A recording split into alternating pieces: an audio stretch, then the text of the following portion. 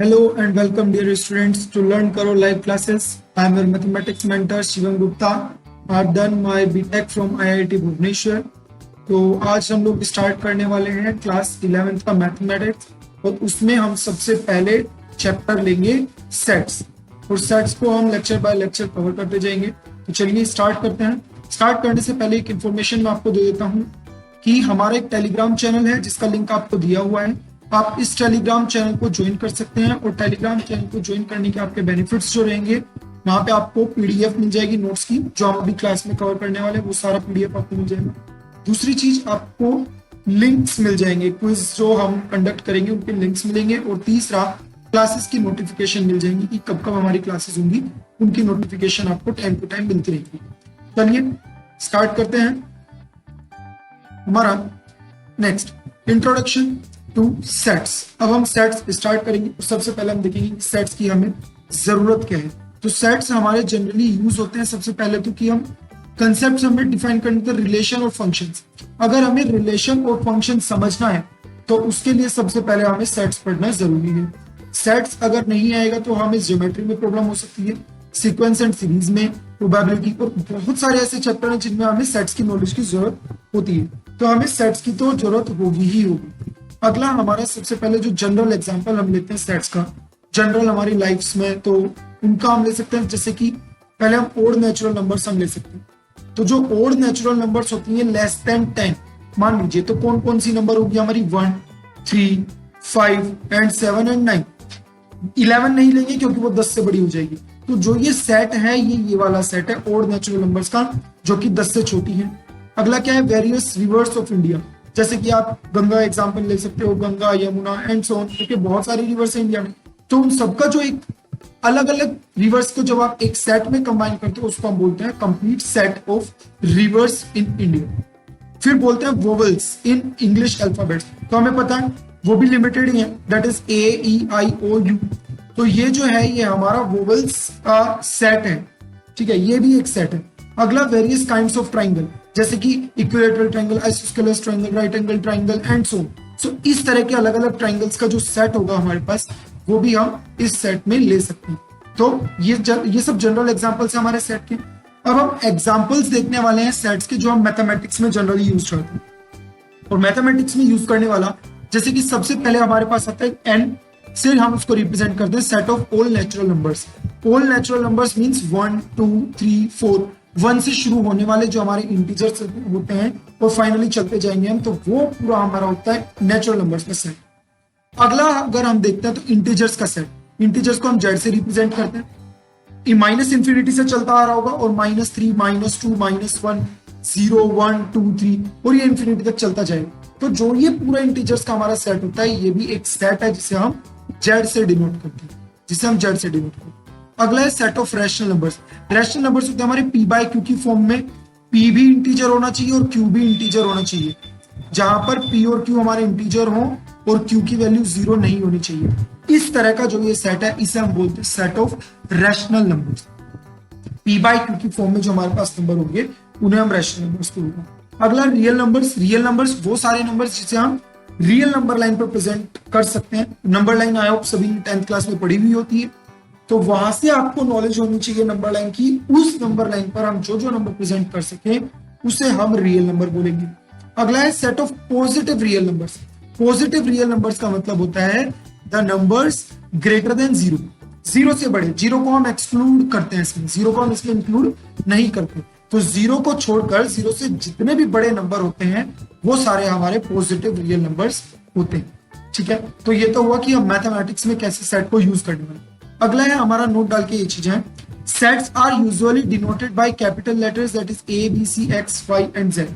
Set को हम capital letter से डिनोट करेंगे। सेट के अंदर जो हम एलिमेंट्स डालने वाले हैं, सेट के अंदर जो हम एलिमेंट्स डालेंगे उनको हम स्मॉल लेटर्स से रिप्रेजेंट करेंगे, जो कि A, B, C, X, Y, Z small letters में। अगला, अगर रिप्रेजेंटेशन कैसे करते हैं हम सेट की, तो मान लीजिए अगर आपके पास कोई एक एलिमेंट है small a, let's say small a, और ये एलिमेंट सेट A का है। सेट A, ये A जो है ये हमारे पास सेट है और E स्मॉल a जो है वो हमारा एलिमेंट है।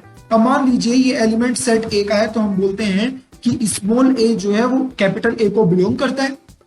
अगर आप अपने घर में रहते हो या मान लीजिए आप किसी शहर में रहते हो, ठीक है, तो हम बोल देते हैं कि सपोज स्मॉल ए जो है आपका नाम लेट से वंश है, तो हमने बोल दिया कि वंश जो है वो सहारनपुर में रहता है, तो इसका मतलब हो कि स्मॉल ए जो है वो कैपिटल ए में रहता है, तो हम क्या बोलते हैं कि वंश जो है वो सहारनपुर से बिलोंग करता है। तो ऐसे ही हम बोलते हैं कि जो स्मॉल ए है वो कैपिटल ए को बिलोंग करता है, और बिलोंग का ये साइन होता है बिलोंग्स टू का, ये होता है हमारा एप्सिलॉन, और डज नॉट बिलोंग्स टू का ये हो जाएगा, एप्सिलॉन को हम काट देंगे। तो इसका मतलब अगर हम बोल रहे हैं कि रोहित जो है वो सहारनपुर से बिलोंग नहीं करता, मान लीजिए बी है वो रोहित है और ए जो है वो सहारनपुर है, तो हम बोल रहे हैं कि रोहित जो है वो सहारनपुर से बिलोंग नहीं कर रहा है, तो इसका मतलब B does not belongs to A. तो ये इनकी रिप्रेजेंटेशन ये हमारे लिए इंपॉर्टेंट है, बिकॉज ये हम काफी टाइम्स यूज करेंगे, यही हमारा थर्ड पॉइंट में एक्सप्लेन किया हुआ। ठीक है, चलिए नेक्स्ट अब एग्जाम्पल देखते हैं। तो एग्जाम्पल में बोल रहे हैं, मान लीजिए ये सेट आपको दे दिया ए बी 1 2 3 4 5 6, बोल रहे हैं कि सेट ए है, मान लीजिए कोई सिटी है सहारनपुर, ये सेट ए हमने बोल दिया। अब 1 2 3 4 5 6 जो है वो मेंबर्स के नाम है जो उस शहर में रहते हैं, मतलब उस सेट में वो हैं।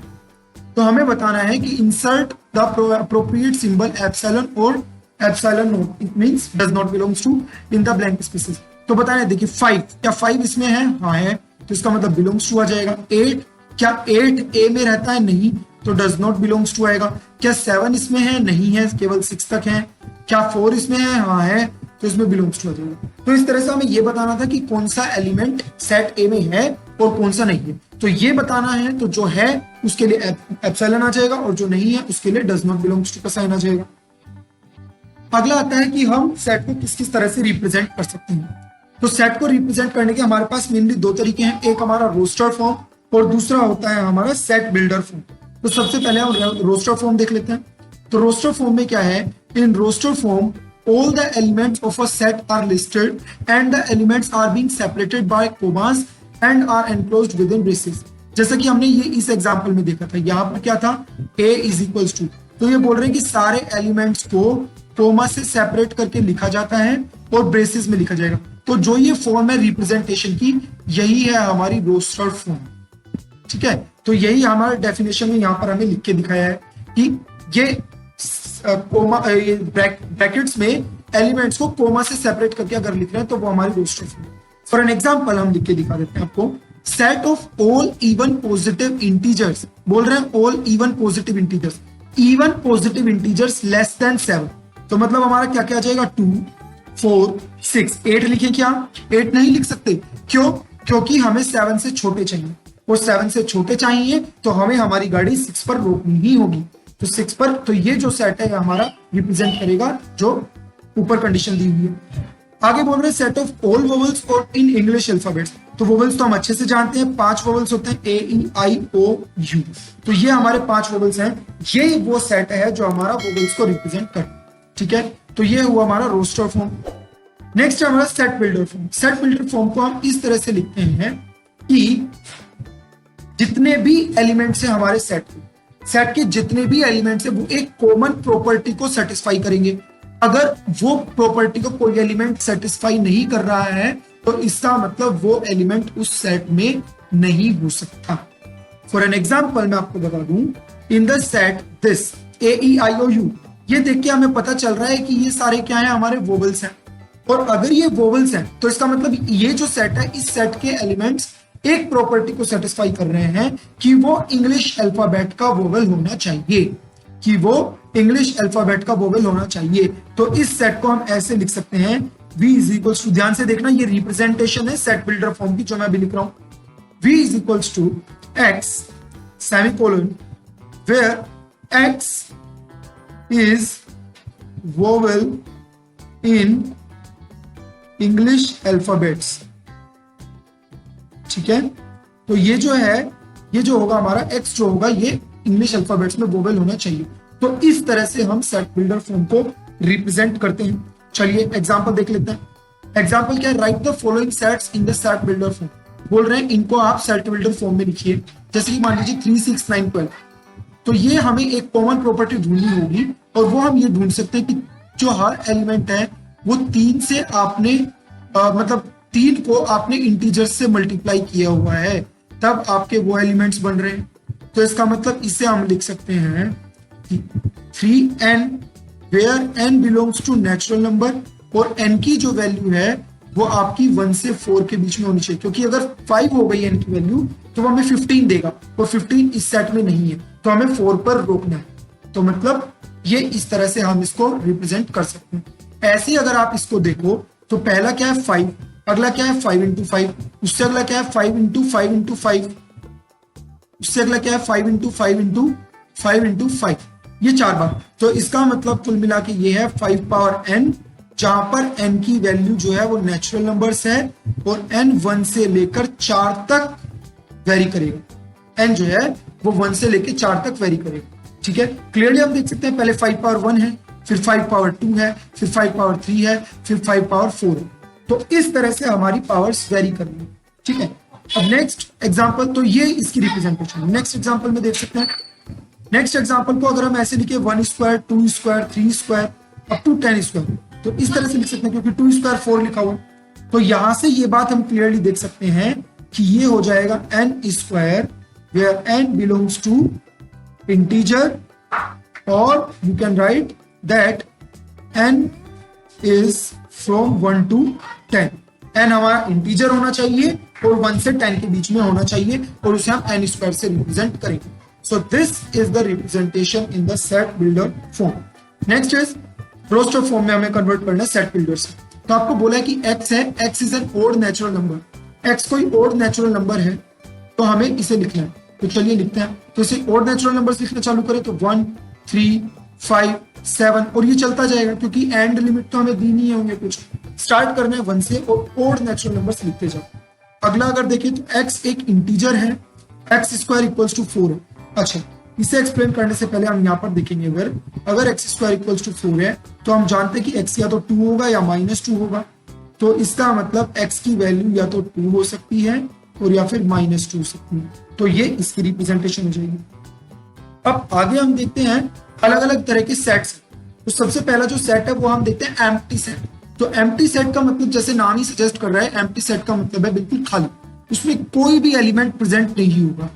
तो इसका मतलब हम डिफाइन करते हैं इसको a set which does not contain any element, मतलब एक ऐसा सेट जिसमें कोई भी एलिमेंट प्रेजेंट ना हो, वो बिल्कुल खाली हो।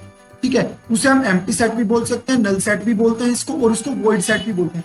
तीनों टर्म अगर आपको कहीं भी दिखे तो समझ जाना एम्प्टी सेट की बात कर रहे हैं।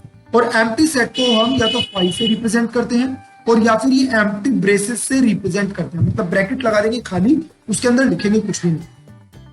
इसका अगर एग्जांपल हम देखें एम्प्टी सेट का, तो उसमें क्या बोल सकते हैं, देखिए मान लीजिए सेट ए बोल रहा है कि x है, और x एक ऐसा स्टूडेंट है जो 10th में भी पढ़ रहा है और 11th में भी। क्या ऐसा कभी पॉसिबल है कि एक स्टूडेंट 10th में भी पढ़ रहा है और वो तभी साथ साथ 11th में भी पढ़ रहा है? नहीं, या तो एक स्टूडेंट 10th में पढ़ सकता है या फिर एक स्टूडेंट 11th में पढ़ सकता है। एक स्टूडेंट एक ही टाइम पे दोनों क्लासेस में कभी नहीं पढ़ सकता, तो इसका मतलब इसमें ऐसा स्टूडेंट होगा ही नहीं। तो इसका मतलब ये जो है ये हमारा नल सेट है, इसमें कोई ऐसा स्टूडेंट होगा ही नहीं। अगला बोल रहे हैं x की वैल्यू 1 से 2 के बीच में होनी चाहिए, और x एक नेचुरल नंबर हो। और जाहिर सी बात है, हम जानते हैं कि 1 के बाद जो नेचुरल नंबर आता है वो डायरेक्ट 2 ही आता है। 1 और 2 के बीच में कोई नेचुरल नंबर एग्जिस्ट नहीं करेगा, तो मतलब x की कोई ऐसी वैल्यू होगी नहीं। तो कुल मिला के ये हमारा कैसा सेट हुआ, ये भी हमारा नल सेट ही हुआ। ठीक है, तो ये हमारा एम्प्टी सेट, नल सेट या वॉइड सेट जिसमें कोई भी एलिमेंट ना हो वो। एग्जाम्पल्स अगर इनके देखें तो जैसे कि सबसे पहले set of odd natural numbers divisible by 2, इनमें हमें बताना कि कौन सा नल सेट है और कौन सा नहीं है। तो 2 से डिविजिबल होने वाले नंबर्स जितने होंगे हमारे, वो होते हैं हमारे 2 4 6 8 10 12 एंड सो। तो आप देख सकते हैं जितने भी है ये हमारे इवन नंबर्स हैं। ये क्योंकि इवन नंबर्स हैं तो ओड नंबर हमारा कोई भी नहीं हो सकता। तो ऐसा जो सेट होगा वो हमारा नल सेट होगा, जिसमें कोई भी एलिमेंट प्रेजेंट नहीं होगा, और इसको हम 5 से रिप्रेजेंट कर सकते हैं। अगला बोल रहे set of even prime numbers. Even prime numbers बहुत अच्छी चीज है, तो प्राइम नंबर्स लिखने स्टार्ट करते हैं। प्राइम नंबर्स हमारे पास होंगे 2 3 5 7 7 के बाद आपका 11 होता है, 13 होता है, ठीक है, 17 होता है, ऐसे ही चलता जाएगा। तो आप देखो तो सारे जो प्राइम नंबर्स है वो इवन होंगे, और बल्कि इसके बाद जो प्राइम नंबर्स होते हैं वो हमारे सारे 2 से डिविजिबल। अगर कोई इवन होगा तो वो 2 से डिविजिबल होगा। तो इसलिए वो प्राइम रहेगा नहीं। तो इसका मतलब 2 के बाद जितने प्राइम नंबर्स होते हैं वो सारे ओड होंगे, तो इवन प्राइम नंबर जो होता है वो हमारा 2 होता है। Hence this is not null set और not empty. Okay, last example, y is a point common to any two parallel lines. बिल्कुल नल सेट होगा, क्यों? क्योंकि अगर दो पैरेलल लाइंस हमारे पास हैं, तो अगर मान लीजिए ये पॉइंट इस लाइन पर है, तो क्या किसी भी कंडीशन में ये पॉइंट इस लाइन पर हो सकता है? बिल्कुल भी नहीं। एक टाइम पे ये पॉइंट एक ही लाइन पर हो सकता है, तो इसीलिए ऐसा कोई भी पॉइंट नहीं होगा जो दो पैरेलल लाइंस के बीच में कॉमन हो जाए। तो हम लिखेंगे hence this is also a empty set. Okay, so this is also empty set. Next is finite और इनफाइनाइट।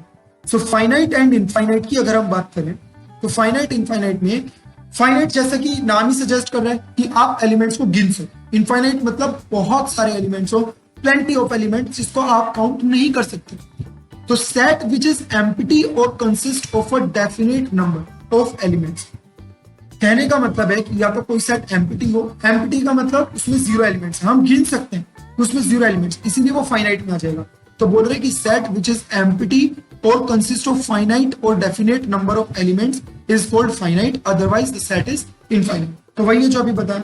जैसे कि अगर W हम सेट की बात कर रहे हैं, तो मान लीजिए W जो है वो set of days of week है, तो W को हम कैसे लिख सकते हैं? Monday, Tuesday, Wednesday, Thursday, Friday and Saturday and Sunday. तो इस तरह से क्या हम इन एलिमेंट्स को गिन सकते हैं? बिल्कुल गिन सकते हैं, क्योंकि 7 एलिमेंट है, हम आराम से गिन सकते हैं इन एलिमेंट्स को। क्योंकि हम इन एलिमेंट्स को गिन सकते हैं, इसीलिए ये जो सेट होगा ये फाइनाइट होगा, और वही बोल रखा है। अगला बोल रहे हैं n is the set of all odd natural numbers. अगर आप ओड नेचुरल नंबर्स को लिखने लगो तो आप लिखोगे 1, 3, 5, 7 और ये तो चलता जाएगा, क्योंकि 1,00,000 भी तो ओड नंबर है। कहां तक गिनोगे? 1,00,00,000 भी तो ओड नंबर है, तो कहीं तक नहीं गिन सकते। तो इसीलिए ये जो सेट होगा ये हमारा इनफाइनाइट सेट हो जाएगा। ठीक है, ये जो सेट होगा ये हमारा इनफाइनाइट सेट हो जाएगा। चलिए नेक्स्ट एग्जांपल देखते हैं। Which of the following is finite और इनफाइनाइट। हमें बताना है कि इनमें से कौन सा फाइनाइट है और कौन सा इनफाइनाइट है। तो पहला एग्जांपल अगर हम देखें, set of months of year. अरे भाई मंथ्स गिनने हैं, तो मंथ्स तो हम गिन सकते हैं जनवरी, फरवरी, मार्च, अप्रैल, मई, जून, जुलाई, अगस्त, सितंबर, अक्टूबर, नवंबर और दिसंबर। तो टोटल 12 महीने हैं, हम तो गिन सकते हैं कि कितने एलिमेंट्स हैं, बहुत इजी है गिनना। तो इसीलिए ये जो सेट होगा ये हमारा फाइनाइट हो जाएगा। ये जो सेट होगा ये हमारा फाइनाइट हो जाएगा। सेकंड की अगर बात करें, set of positive integers greater than 100। चलिए जो पॉजिटिव इंटीजर हो, पॉजिटिव हो और 100 से बड़ा हो, तो सबसे पहले 101 ले लेंगे, उसके बाद 102, 103 और ऐसे ऐसे चलते जाएंगे इन्फिनिटी तक, लेकिन कहीं रुक नहीं पाएंगे, क्योंकि ये तो हमारा इन्फिनिटी तक चलता जाएगा। तो इससे ये बात क्लियर हुई कि ये इनफाइनाइट सेट है। थर्ड अगर देखें तो set of letters in English alphabets. English alphabets में अगर हम सेट ऑफ लेटर्स की बात करें तो A, B, C, D up to Z तक जाएगा, और हम जानते हैं कि इसमें तो 26 लेटर्स होते हैं, तो ये भी एक फाइनाइट सेट ही होगा, क्योंकि हम इसमें एलिमेंट्स गिन सकते हैं। एलिमेंट्स कौन से हैं? जो इसमें लिखे हुए हैं, A, B, C, D जो है ये सब एलिमेंट्स हैं, तो ये तो हम आराम से गिन पा रहे हैं, तो इसका मतलब ये हमारा फाइनाइट सेट हो जाएगा। अगला टाइप ऑफ सेट जो है वो हमारे पास है इक्वल सेट। इक्वल सेट का मतलब है, जैसे मान लो दो सेट हमारे पास है A और B। A में जो एलिमेंट्स प्रेजेंट हैं वो सारे B में प्रेजेंट होने चाहिए, और B में जो प्रेजेंट है वो सारे A में प्रेजेंट होने चाहिए। तो इस तरह के सेट अगर हमारे पास दो सेट हैं, तब हम बोल सकते हैं कि A और B जो है वो आपस में इक्वल है। और वही यहाँ पर लिखा हुआ है कि two sets A and B are said to be equal if they have exactly the same elements and we write A is equals to B, otherwise the sets are said to be unequal। अगर ये condition नहीं होगी तो हम sets को unequal बोल देंगे, इसका मतलब हम A not equals to B लिख देंगे। नेक्स्ट मान लीजिए, जैसे कि वही मैंने आगे बताया हुआ है कि सेट्स A और B हमें गिवन है। If every element of set A is also an element of set B, if every element of set B is also an element of set A, then sets A and B are said to be equal, or we write A is equals to B। Okay, for an example, मान लीजिए एक example ले लेते हैं हम। A is equals to बोल रहे 1 2 3 4 और B is equals to बोल रहे 3 4 2 1। अब देखिए A का जो 1 है वो B में प्रेजेंट है, 2 जो है वो भी B में प्रेजेंट है, 3 जो है वो भी B में प्रेजेंट है, और 4 भी B में प्रेजेंट है। ऐसे ही जो B का 3 है वो A में प्रेजेंट है, 4 जो है B का वो A में प्रेजेंट है, B का जो 2 है वो A में प्रेजेंट है, और B का जो 1 है वो A में प्रेजेंट है। आपस में एक दूसरे के एलिमेंट्स जो हैं एक दूसरे में प्रेजेंट हैं, तो इसका मतलब आप बोल सकते हैं कि ये दोनों सेट जो होंगे वो इक्वल होंगे, ये दोनों सेट्स इक्वल हो जाएंगे। तो इसके बाद इक्वल सेट्स का अगर हम एग्जांपल देखें तो वो रहेगा, मान लीजिए बताना हमें कौन से सेट्स इक्वल है और कौन से नहीं है। तो एग्जांपल 1 अगर देखें तो सेट ए हमें दिया हुआ है ABCD, सेट बी हमें दिया हुआ है DCBA, और तो इसमें देखें तो ए जो है, ए का जो ए है वो बी में प्रेजेंट है, ऐसे ही बी जो है वो इसमें प्रेजेंट है, देखिए ए ये रहा, बी जो है वो भी प्रेजेंट है, सी जो है वो भी प्रेजेंट है, और डी जो है वो भी प्रेजेंट है। अगर रिवर्स ऑर्डर में देखना चाहते हो, अगर आपको शक हो रहा है कि भाई बी के प्रेजेंट है या नहीं, तो देखो डी जो है प्रेजेंट है, सी प्रेजेंट है, बी जो है प्रेजेंट है, और ऐसे ही ए भी जो है वो प्रेजेंट है। Hence we can write that A is equals to B। क्यों? क्योंकि इनके सारे एलिमेंट्स एक दूसरे में प्रेजेंट हैं, ये सेट्स जो हैं वो इक्वल हैं। अगर हम बात करें एग्जांपल नंबर 2 की, तो बोल रहे हैं X, सेट A जो है वो है X, X is a multiple of 10। तो अगर हम सेट A लिखें तो वो होगा 10, 20, 30, 40 एंड सो ऑन चलता जाएगा, क्योंकि मल्टीपल्स ऑफ 10 तो बहुत सारे हैं ना, 1 करोड़ भी 10 का मल्टीपल है। बी सेट जो है वो आपको दिया ही हुआ है, तो अगर आप अब इसमें मैच करो तो जो ए का 10 है वो बी में प्रेजेंट है, 20 जो है वो भी प्रेजेंट है, 30 है वो भी प्रेजेंट है, सारे प्रेजेंट होंगे। लेकिन अगर आप बी की बात करो, अगर आप बी की बात करो तो जो बी का 10 है वो तो प्रेजेंट है, लेकिन जो बी का 15 है वो प्रेजेंट नहीं है ए में। बी का जो 15 है वो ए में प्रेजेंट नहीं है, तो इसीलिए यहां पर जो ये ए होगा ये बी के इक्वल नहीं हो सकता। ठीक है। थर्ड एग्जांपल में अगर देखें, मान लीजिए ए जो है, बोल रहे हैं सेट ए जो है X is a letter in the word follow. तो ए जो सेट है, चलिए पहले बना लेते हैं। ए का सेट F होगा, O होगा, L होगा, और L तो वापस आ ही चुका है, O भी आ चुका है, और W होगा, तो ये तो सेट ए हो जाएगा। ऐसे ही अगर हम सेट बी देखें, letter in the word wolf, तो वोल्फ में W है, O है, L है और F है। चलिए बहुत अच्छा। अब यहां से अगर देखो तो ए का जो F है वो ए बी में प्रेजेंट है, O बी में प्रेजेंट है, L बी में प्रेजेंट है, और W बी में प्रेजेंट है। रिवर्स देखें तो W भी प्रेजेंट है, O भी प्रेजेंट है, L भी प्रेजेंट है, और F भी प्रेजेंट है, सारे प्रेजेंट है एक दूसरे में। तो इसका मतलब हम बोल सकते हैं कि ये जो दोनों सेट होंगे वो आपस में इक्वल हो जाएंगे। यहां तक हमने सेट्स देख लिया क्या है और सेट्स के टाइप देख लिए। तो एक बार वापस मैं बता देता हूं। सबसे पहले हमने इंट्रोडक्शन टू सेट्स देखा, जिसमें हमने देखा था सेट बेसिकली यूज क्या है सेट का। उसके बाद हमने कुछ एग्जांपल्स देखे थे सेट्स के। फिर इसके बाद डिफरेंट रिप्रेजेंटेशन की, हमने रोस्टर फॉर्म में पहले उसे रिप्रेजेंट किया, फिर हमने उसको सेट बिल्डर फॉर्म में रिप्रेजेंट किया। उसके बाद हमने डिफरेंट टाइप्स ऑफ सेट्स देखे, जैसे कि पहले एम्प्टी सेट्स, फिर उसके बाद हमने फाइनाइट और इनफाइनाइट सेट, फिर इसके बाद हमने इक्वल सेट। तो ये 3 तरह के सेट्स हमने देखे। तो ऐसे ही हम इसके बाद हम कंटिन्यू करेंगे नेक्स्ट लेक्चर में, और नेक्स्ट लेक्चर में हम और भी अच्छी चीजें देखने वाले हैं। सो thanks to you. This is all about this lecture. See you in the next lecture. Thank you.